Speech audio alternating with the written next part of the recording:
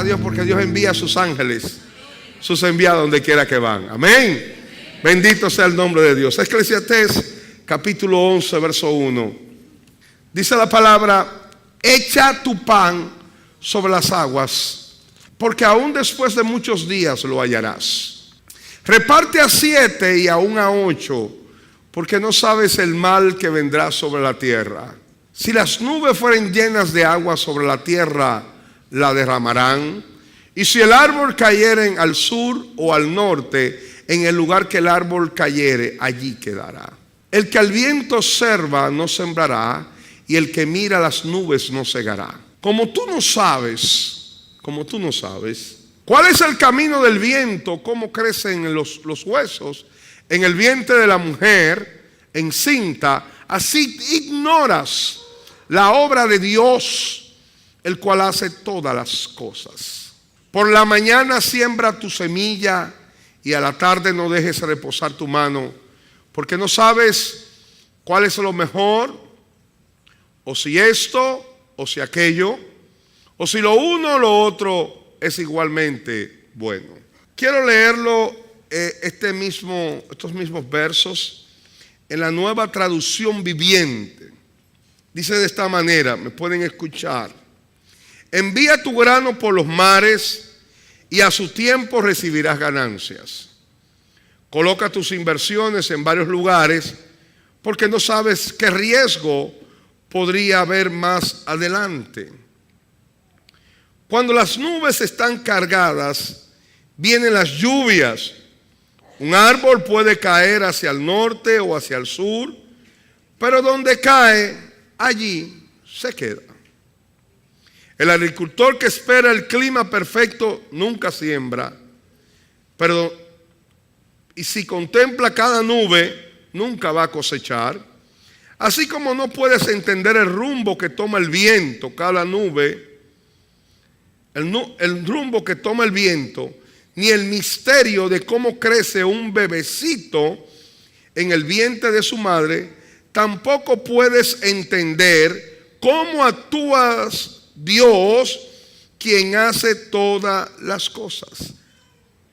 Siembra tu semilla por la mañana, y por la tarde no dejes de trabajar, porque no sabes si la ganancia vendrá de una actividad o de la otra, o quizás de ambas. ¿Lo entendieron mucho mejor?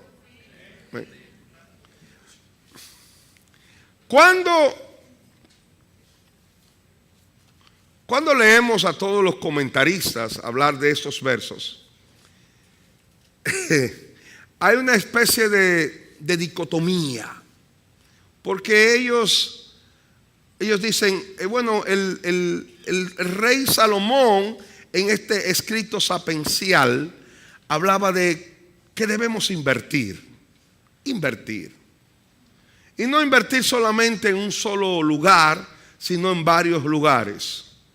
Hablaba también de la transitoriedad de la vida y de que hay un momento en que tú debes hacer el negocio o vas a perder la oportunidad. Cuando habla del árbol, que no sabemos en qué momento, cuál negocio va a prosperar. Está hablando, el enfoque es inversión, pero a la vez otros hablan de la caridad. Reparte tu pan, porque tú no sabes si en los momentos de oscuridad o de escasez vendrá la ayuda del Señor, afirmando lo que dice, que el que le da al pobre le presta a Dios, que el que piensa en el pobre, Dios pensará en él.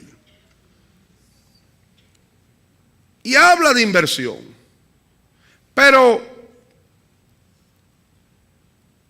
tomando toda esta información, el mismo rey Salomón dice que como nosotros no sabemos la dirección del viento, ni cómo crecen los huesos en el vientre de una madre, en el niño que está en el vientre de una madre, de esa misma manera ignoramos la obra de Dios. Y Jamerson creo que es aquel quien llega más cerca de lo que realmente el mensaje quiere aplicar en toda su plenitud, y es hablar acerca de lo que es el servicio y la inversión de lo que Dios ha colocado en nosotros. Hay una inversión, hay una necesidad apremiante de invertir lo que Dios nos ha dado. ¿O no habló Jesús de la parábola de los talentos? ¿Cuántos se recuerdan? De aquel hombre rico que salió a un país lejano y algunos de sus siervos le entregó 5 talentos, a otros 3 y a otro 1. El talento era una unidad monetaria. Y dice que el que tenía 5 talentos negoció con ellos y lo multiplicó en 5 talentos más. Por lo tanto tenía 10 talentos. El que tenía 3 fue y negoció también, empezó a trabajar y lo multiplicó y llegó a obtener 3 talentos más, o sea, 6 talentos en total, los 3 recibidos más los 3 ganados. Pero el que tenía 1, dice que por temor, dice porque tuvo temor, porque su Señor recoge donde no esparció y cosecha donde no sembró, dice que lo guardó en la tierra. Cuando el Señor volvió y pidió cuentas de los talentos o de la cantidad de recursos económicos que le había distribuido a sus siervos, dice que el que tenía 5 fue aprobado. Buen siervo y fiel, entra en el gozo de tu Señor. Lo mismo le dijo aquel que con 3 talentos lo había multiplicado 3 más. Pero cuán diferente fue la admonición y la reprensión del Señor. Aquel siervo negligente que le dijo: Señor, yo sabía que era hombre duro, que era un hombre duro, severo. Me diste un talento que tú recoges donde no esparciste, que tú cosechas donde no siembras. Y ¿sabes qué? Guardé tu talento. Aquí está, te lo devuelvo. Siervo malo y negligente. Si tú sabías que soy un hombre que recojo donde no esparcí y que cosecho donde no sembré, debías haber dado tu talento a los banqueros para recibir las ganancias. Echadlo fuera en el lloro y el crujir de dientes. Esto habla de inversión. Esto habla de lo que es invertir. Os recuerden, por favor, cuando Jesús apenas era un adolescente, 12, 13 años, que cuando su madre lo fue a buscar al templo, pues tenían 3 días buscándolo por cuanto él aparentemente se había perdido. Yo no digo que él estaba perdido, porque él estaba en su casa. Quien estaba perdido eran los padres de Jesús, porque estaban buscándolo donde no tenían que buscarlo. Que Jesús le dijo: en los negocios de mi Padre me es necesario estar. ¿Qué dijo? ¿En lo qué? ¿Qué dijeron los siervos que eran fieles? Que fueron a negociar. Ahora, por favor, cuando yo hablo de negocio, no piense que yo tengo una actitud codiciosa, ni que estoy hablando de dinero. Negocio es toda actividad que produce beneficios. Cuando Jesús dijo: en los negocios de mi Padre me es necesario estar, estaba hablando de que era necesario de que Jesús estuviese haciendo las buenas obras de Dios, porque esas buenas obras de Dios iban a producir una fructificación que llenaría toda la tierra. El mismo Jesús dijo: si el grano de trigo no cae a tierra y muere, queda solo. Pero si muere, lleva muchos frutos. Hay una necesidad imperante a invertir. ¿Invertir qué? Invertir los dones, los talentos que Dios ha depositado en nosotros. Algunos, White Gruder dice que los talentos es las habilidades que recibimos de nuestros padres. Pero los dones son habilidades que el Espíritu Santo nos imparte en el momento de nuestro nuevo nacimiento. Cuando tú naces de nuevo, dentro de tu espíritu, el Espíritu de Dios coloca dones. ¿Cuáles son los dones? Algunos son de profecía, algunos del pastorado, algunos son evangelistas, algunos son maestros, otros son pastores, algunos son de los que traen alientos, de los que alientan a los otros, los que exhortan, algunos son los que presiden, algunos son los que trabajan en la diaconía, en el servicio. Y no hay una lista exhaustiva en toda la Biblia, sino que Pablo establece listas donde repite dones, pero añade otros nuevos, porque en el propósito divino no era establecer una lista exhaustiva y única, sino que de acuerdo a la necesidad del pueblo, Dios va levantando nuevos dones dentro de la iglesia. Dios le dio dones a ciertos hombres para darles sabiduría para la construcción del tabernáculo. Cada uno de nosotros tiene dones o dones. Tiene un don o tiene dones. El mismo Pablo le dice a Timoteo: no descuide el don que hay en ti, que lo recibiste mediante la imposición de mis manos. Aviva el fuego del don que recibiste por la imposición de las manos del presbiterio. En la ordenación no es que se recibe el don, es que se manifiesta con mayor plenitud. Nosotros, al momento de venir a los pies de Jesús, o al momento en que Jesús nos trajo a sus pies, colocó en nosotros dones.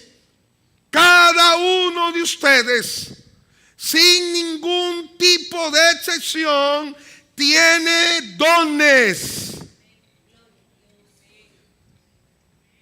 El hermano que ministra, el hermano que se sienta allá detrás, el hermano que pasa de incógnita, el hermano que viene a escondidillas, el hermano que se sienta y no saluda a nadie.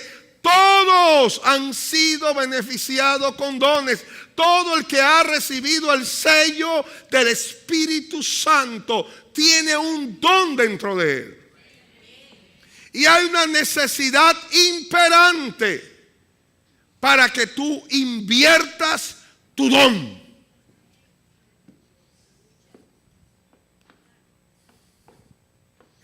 Porque Dios sí sembró y Él viene a cosechar.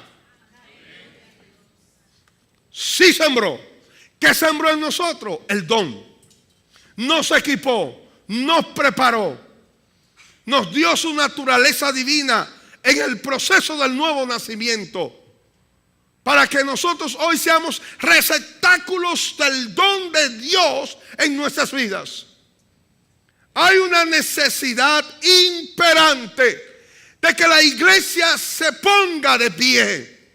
Si toda la iglesia, triunfadores en Cristo, ahora hablando localmente, todos sin excepción, usan su don, empiezan a invertir a favor de otros, República Dominicana será estremecida por el poder del Espíritu Santo.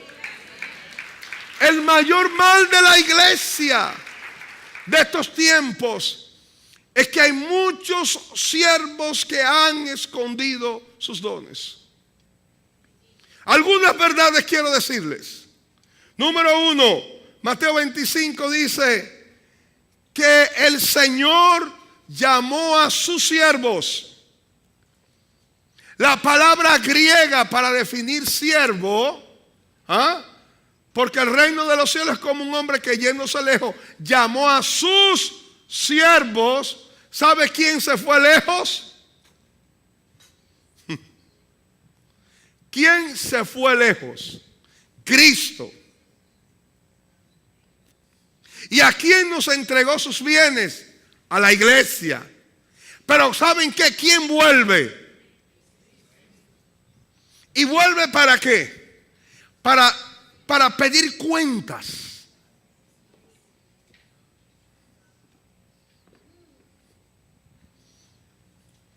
Usted dice, pastor, yo soy salvo. Lo felicito. Porque usted es bienaventurado. Porque no es por tus obras. Es por la gracia de Dios. Ahora, Dios te va a pedir cuentas. Porque hay un juicio a la iglesia. No para condenación, ya eres salvo. Sino para decirte, ¿qué tú hiciste, Elvis, con lo que yo te entregué? ¿Qué tú hiciste con los dones que puse en ti? Y dice que toda obra pasará por fuego.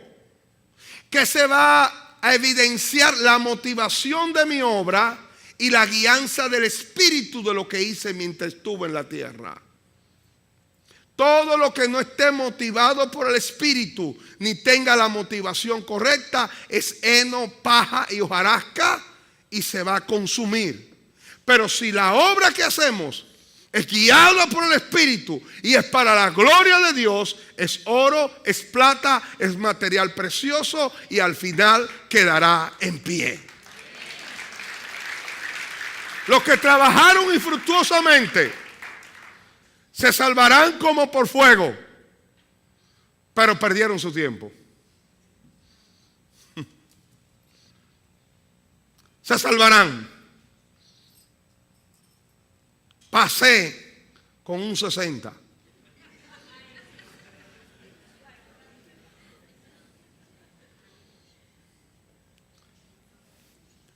No quisiera ver.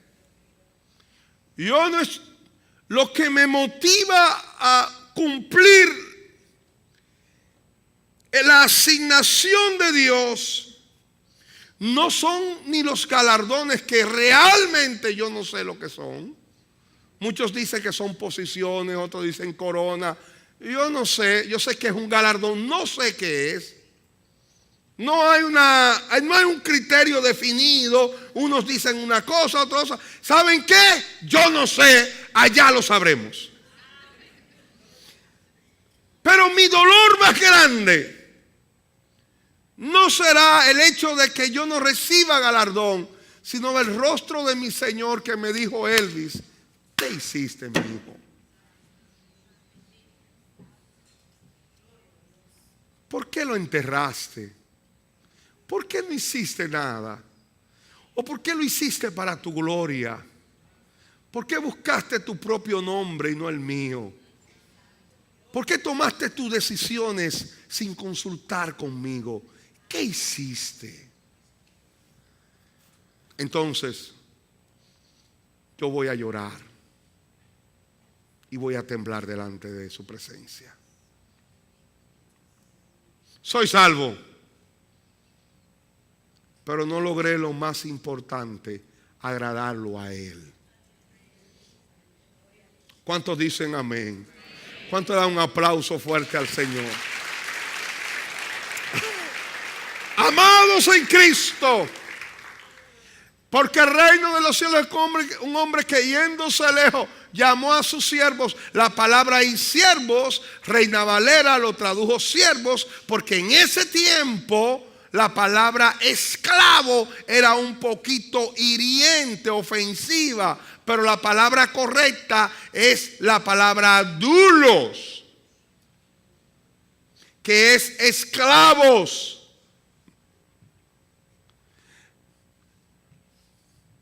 Un hombre se fue lejos y llamó a sus esclavos. Pastor, yo no soy esclavo, yo soy hijo. Sí, pero sirves como esclavo. ¿Cuántos saben que Pablo era hijo de Dios? ¿Usted sabe cómo Pablo introducía sus cartas? Pablo, esclavo de Jesucristo. ¿Cuál es la diferencia entre un siervo y un esclavo? El siervo sirve pero el siervo es dueño de sí mismo. El esclavo sirve, pero su amo es dueño de su persona. Nosotros servimos, pero nosotros le pertenecemos. Por lo tanto, somos esclavos. Somos su esclavo. Y estamos para obedecer a nuestro Dios. Nuestra principal asignación en esta tierra es el cumplimiento de los dones y habilidades que Él ha puesto sobre nosotros. Esas habilidades están en nuestras vidas y serán desarrolladas por el Señor. En el libro de Eclesiastés, capítulo 11, del 1 al 6, habla algunos principios acerca de este servicio. Número 1, debe hacerse por fe y en fe.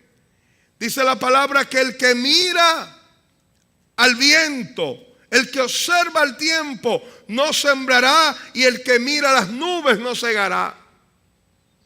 No podemos actuar conforme a lo que vemos, conforme a nuestras capacidades, conforme a las cosas que nosotros podemos hacer.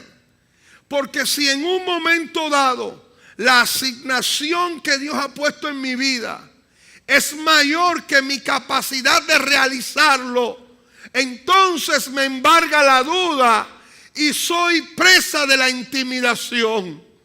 Dios me dice que pelee contra Goliat, que lo voy a vencer, pero me doy cuenta que Goliat es más alto que yo, es más fuerte que yo, está mucho mejor armado que yo, él tiene experiencia de guerra, yo simplemente soy un pastor. Estoy parafraseando, estoy poniendo una alegoría, pero Dios me ha enviado a vencer a Goliat. Por lo tanto, yo no puedo ver la nube para sembrar, ni puedo ver el viento para cosechar. Yo tengo que decir, si Dios me envió, Dios me dará la victoria.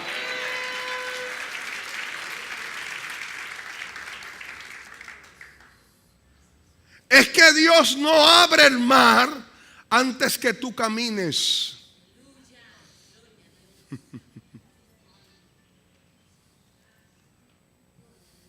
Es que Dios siempre te va a pedir que hagas algo que tu naturaleza humana no puede realizar. Para que tú entiendas que aunque el caballo se alista para la batalla, Jehová es quien da la victoria. Para que tú sepas que Dios es aquel quien decide y quien pone. Que Dios es aquel quien nos da el gran triunfo. Es el Señor quien me capacita. Dios nunca va a derribar los muros de Jericó hasta que no seamos capaces de dar 13 vueltas alrededor de los muros. Dios quiere un pueblo que trabaje y que se mueva en fe. Si a mí me dicen cómo lo vamos a hacer, yo digo, bueno, el Señor de la obra sabe lo que Él va a hacer.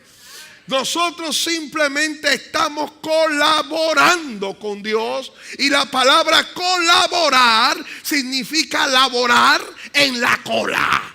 Yo voy en la cola y Él va. Aleluya, aleluya, aleluya, aleluya. ¿Cómo Dios le pide a Moisés que liberte a toda una nación con una vara de un pastor?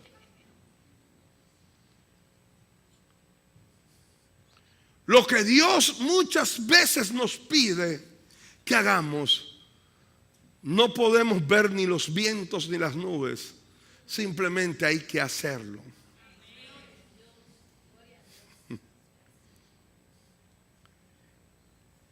Si Dios te lo pide, si no es producto de tu presunción, de tu orgullo, de querer ser grande, eso es una cosa.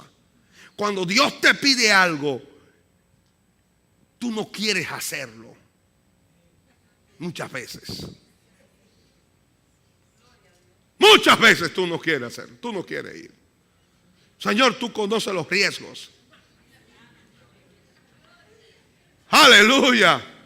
Yo quiero decirte en esta noche que la posibilidad de que fracasemos teniendo a Dios de nuestro lado es igual a cero. Con Cristo siempre, siempre, siempre hay victoria. Él es el Rey de reyes y Señor de señores. Número 1, yo debo servir.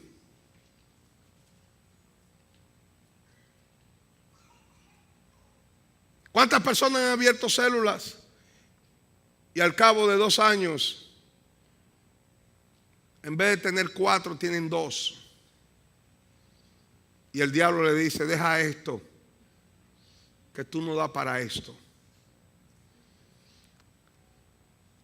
Pero dice la palabra, como tú no sabes de dónde viene el viento y cómo crecen los huesos en el niño que está en el vientre de la madre, tú no sabes cuándo va a germinar esa semilla que tú estás sembrando. Tú estás orando años y tras años: Señor, yo te presento mi hijo, papá. Yo te presento mi hijo. Señor, mira. Y Dios está empezando a trabajar el corazón de ese muchacho. Tú lo estás viendo cada día más perverso, más mundano, más fuera de tus caminos. Pero lo que tú no sabes es que Dios está con él, trayéndolo por un desierto, porque Dios está hablando y tú dices: Padre, tráelo. Pero el diablo te dice: mientras más ora, más se aleja. No. Es que en el reino de los cielos, alejándose, se acerca.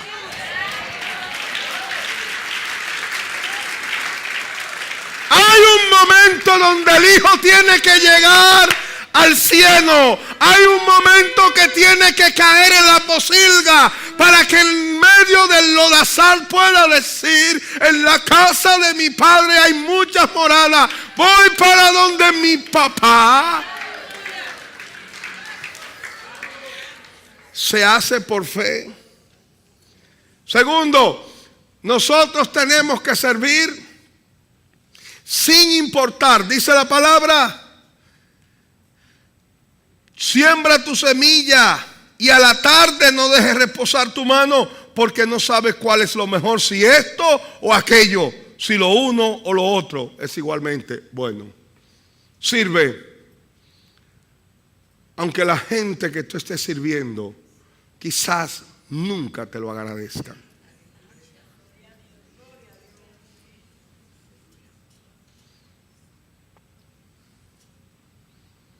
Hay momentos que llegan a nuestras oficinas o personas que vienen donde mí buscando un consejo, y yo a veces pienso que vienen a buscar un consejo de qué es lo que no debo hacer, porque hacen lo contrario.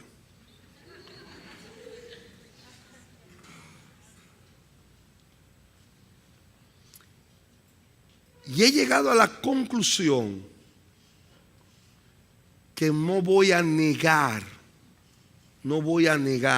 mi siembra, porque yo no sé cuándo la semilla puede germinar.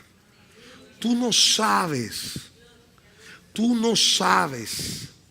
si ese que tú crees que es, no es, y el que tú crees que no es, es. Tú no sabes de tus hijos cuál es el llamado con el ministerio. Tú no sabes.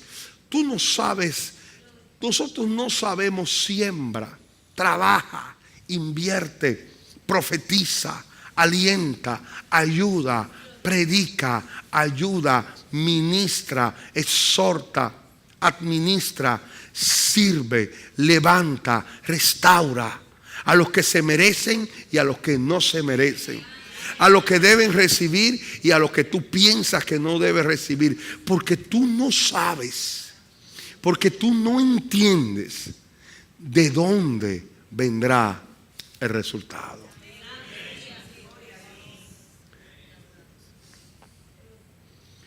La verdad es que el árbol donde cayere, ahí mismo se va a quedar.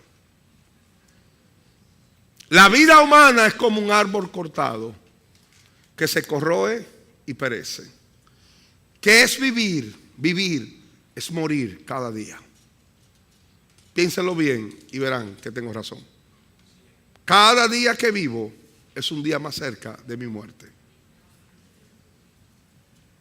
Así como el agua se evapora y asciende a los cielos y se convierte en nube para después caer como lluvia, así es el hombre que nace, crece, se hace joven, hermoso, fuerte, pero caerá como lluvia.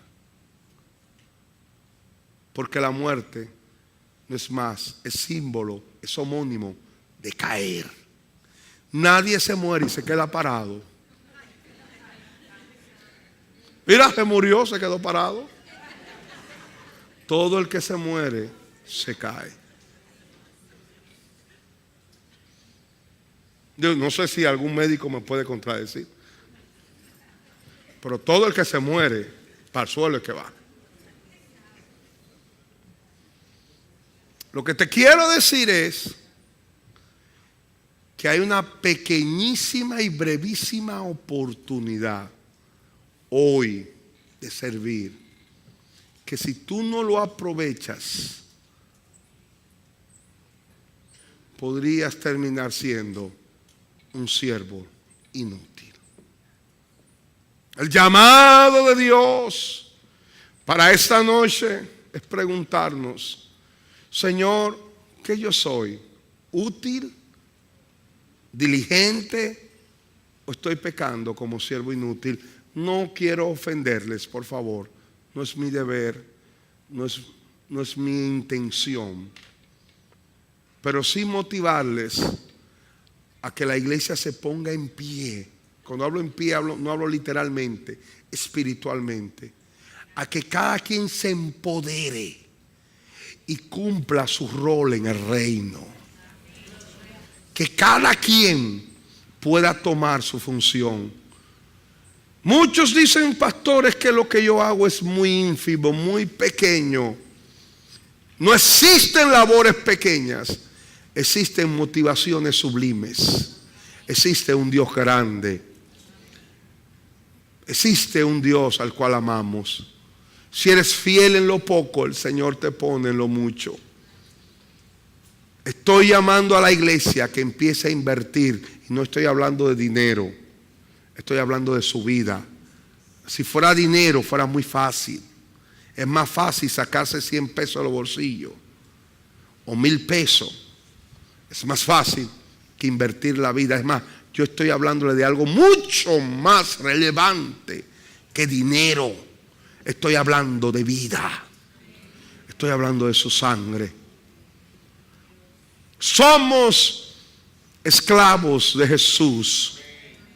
Y como esclavo de Jesús, me debo a Jesús.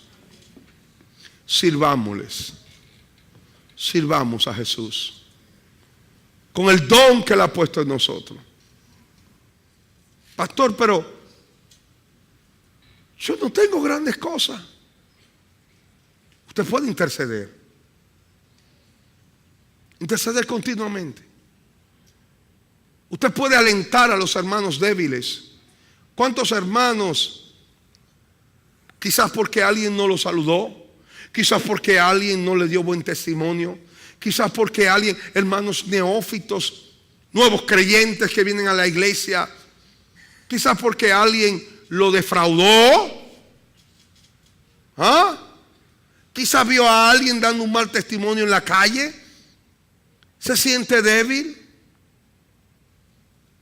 Recuerdo en una ocasión cuando me convertí a Cristo, que vi que un hermano dejó de asistir a la iglesia y algo dentro de mí era un fuego que yo no podía retener, y conseguí el teléfono del hermano, lo llamé y le dije: mi hermano, quiero decirte que haces falta, no te vayas, no te alejes, fuera no hay nada, en la casa hay situaciones difíciles, no hay iglesias perfectas, solo hay un Dios que es perfecto. Pero yo quiero decirte que sobre todas las cosas yo te amo. Yo tenía 1 año de convertido. El hermano volvió y no se fue jamás de la iglesia. Porque un nuevo creyente es fácil de espantar. Era claro. El neófito es demente, muchas veces espiritualmente hablando, débil. Y cualquier comentario, por eso dice la palabra, hay de aquellos que son piedras de tropiezo a uno de estos pequeñitos. Yo preferiría, dice el Señor, que tomara una piedra de molino, se le enganchara y se lanzara en el fondo del mar. 2,000 libras pesa una piedra de torbellino. Porque ya uno de nosotros, que hemos pasado 18 desiertos, hemos entrado al horno de fuego con los amigos de Daniel, he estado 5 veces en el foso de los leones, ya es difícil que nos saquen porque ya tenemos fundamento en la palabra. Pero ¿y qué de los nuevos? ¿Y qué de los bebecitos espirituales que necesitan ser amamantados? ¿Y qué de aquellos que aún no tienen una conciencia espiritual bastante fuerte y clara? ¿Y qué de aquellos que pueden ser engañados por falsos profetas que se venden como pitonisa de Dios? ¿Ah? Y son arrastrados y engañados.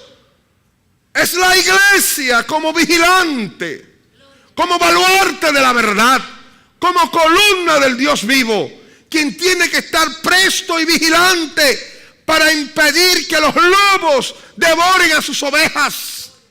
Somos nosotros la iglesia de Cristo. Cada uno de nosotros no podemos dejar de confiar esa labor solamente al ministerio de nuevos creyentes, porque ellos son limitados.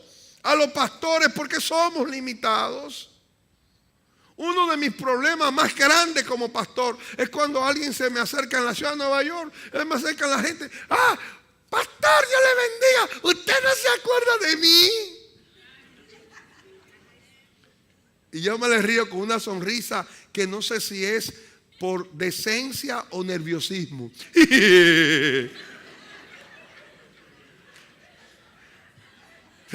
Recuérdame, hermana, recuérdame. Y mientras ella me dice, yo le hago así, pero mientras estoy haciendo así es que yo no sé nada.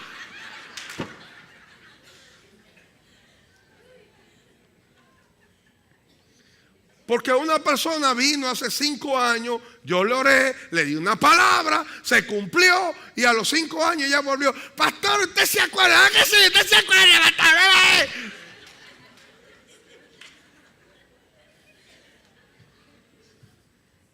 Mira, hermana, yo he orado a Dios para que Dios me dé esa capacidad, pero no me lo ha dado. Bástate mi gracia, que su poder se perfeccione en esta debilidad. Pero ustedes pueden ayudarnos. Ayúdennos, por favor. Ayúdennos. Somos un cuerpo. Invertirnos.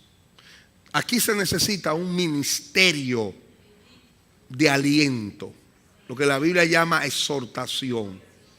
Se necesita gente que estén distribuyendo.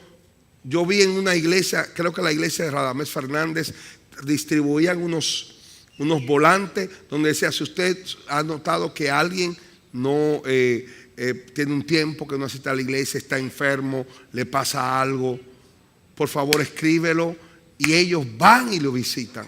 Porque aquí se le muere la abuela, el gatico, la mamá, y no hay quien se entere. No hay un canal. Y como no todos asisten a células, necesariamente no todos pueden accesar la información a nuestras vidas. Entonces necesitamos un ministerio fuerte en esta iglesia por lo menos con 20 personas que trabajen en ese ministerio detrás de la bambalina, sin recibir reconocimiento, sin recibir aplauso, sin recibir nada, salvando vidas. Yo necesito un ministerio de salvavidas.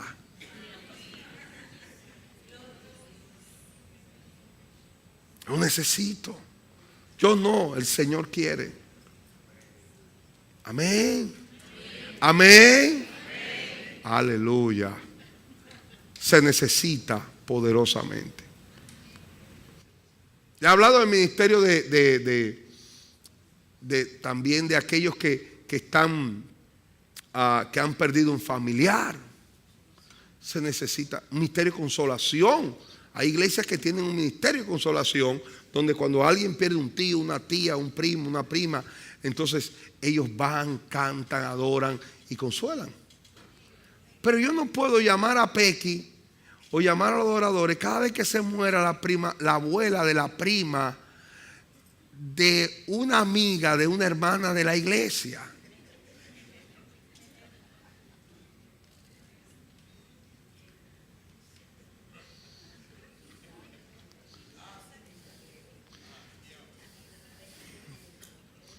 No podemos, porque no estamos, somos muchos, y mucho haciendo poco es mucho, pero poco haciendo mucho es poco.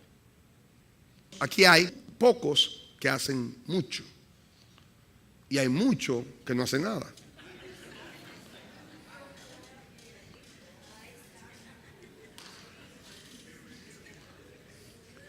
Pero si la iglesia, se ha dado una estadística, las iglesias solamente promedio, no estoy hablando de triunfadores, término general, solo el 30% se involucra estadísticamente. Pero eso es afuera, aquí no va a ser así. Aquí va a ser el 100%, nos vamos a involucrar. Un cuerpo necesita que todos sus órganos funcionen. La uña, pequeño, insignificante aparentemente, pero ¿cuán necesario es? Todas las partes del cuerpo son necesarias. El dedito gordo, pero si el dedito gordo, que aparentemente no está aparentemente, pero le nace un nacido, le produce cualquier situación, todo el cuerpo se duele con él. Todas las áreas de nuestras vidas son vitales para la iglesia. Y todos tenemos que funcionar como iglesia, aportar como iglesia. Claro, hay que pagar un precio. Hay que pagar un precio. Muchas veces dejé de ir a la iglesia por trabajar un domingo. Hubo un año que solamente descansé 3 domingos cuando trabajaba como ingeniero industrial. ¿Y sabes cuál fue la experiencia que pude obtener? Que nunca trabajando los domingos se puede obtener los beneficios que trabajando 6 días para Dios. No es el que más trabaja el que más gana, sino el que tiene respaldo de Dios. Ese es el que gana. Entonces, lamentablemente estamos muy invertidos y necesitamos darle a Dios lo que es de Dios, pero al César lo que es de César. Trabajemos en el reino. Necesitamos, Andrés, una célula que alguien predique, pero que alguien invite, que llene la célula, que salga por ahí, llena, predícale. En toda la iglesia hay de todo tipo de personas que nos podemos ayudar uno con los otros. Amén. Vamos a orar.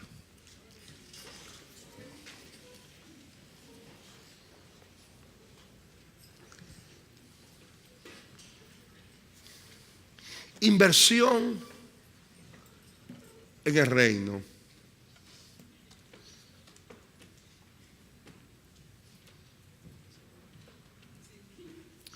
Cuán sublime es la inversión en el reino. ¿Cuántas personas están dispuestas a buscar a los descarriados? A sanar a los descarriados. Señor, dame ese ministerio. Dice la palabra que el que hace volver a un pecador cubrirá multitud de faltas. Que hace arrepentir a un pecador. ¿Cuánto están dispuestos a ir a la posilga y sacar del cieno a un hijo pródigo? ¿Cuánto están dispuestos?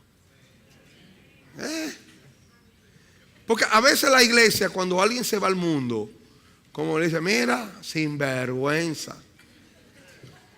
Después que la amamos tanto, que recibió el Espíritu Santo, que hizo 5 encuentros, y te, mira en el mundo.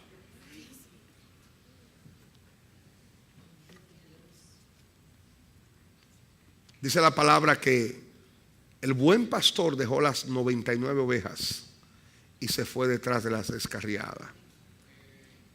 La tomó. Las ovejas tienen un problema, y es que las ovejas no tienen lo que llamamos sentido de dirección. Una oveja es tan torpe que si tú la introduces en un barril de frente, ellas no saben dar de reversa y no pueden salir. No tienen sentido, no saben volver. No encuentran el camino para volver. Por eso era necesario que el pastor la tomara, sanara las heridas, la colocara en el hombro y la trajera a redil.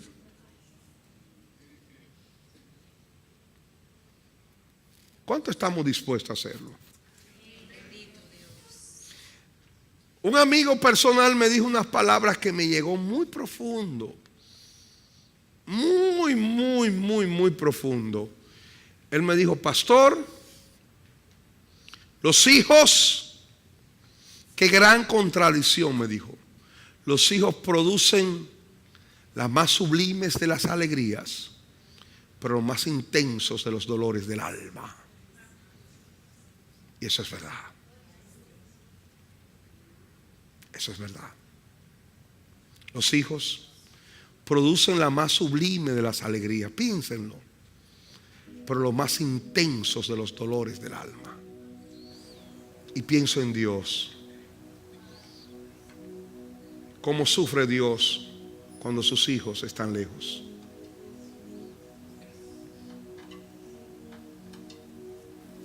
Y cuánto se contenta, cuánto se alegra el corazón de Dios cuando somos capaces de traerles ovejas heridas a los pies de Cristo. Aquí lo traje. Gracias, Señor. Papá, gracias.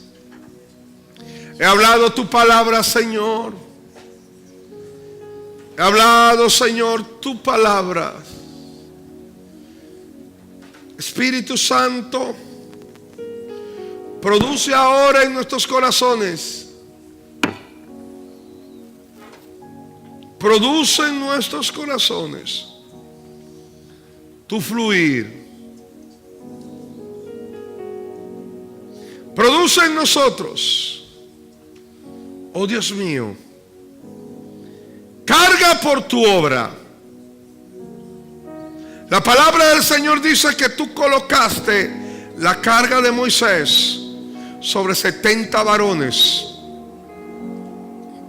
Y el espíritu que estaba en Moisés fueron derramados sobre ellos.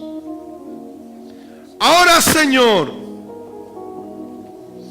Espíritu Santo, derrama tu carga sobre la iglesia. Derrámalo. Más. Derrama tu carga ahora. Pon tu dolor.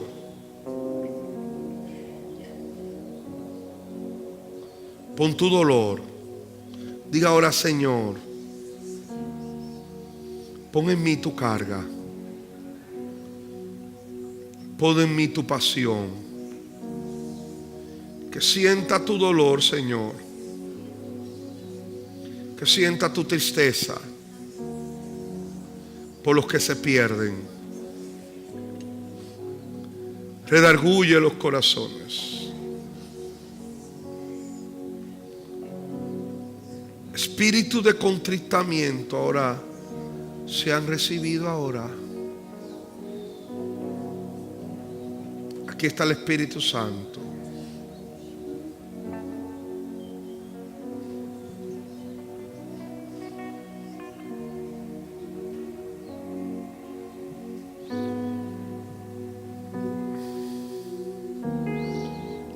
Espíritu de Dios, toca ahora.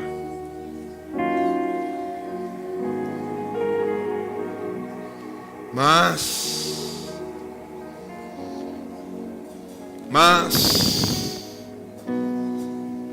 Santo.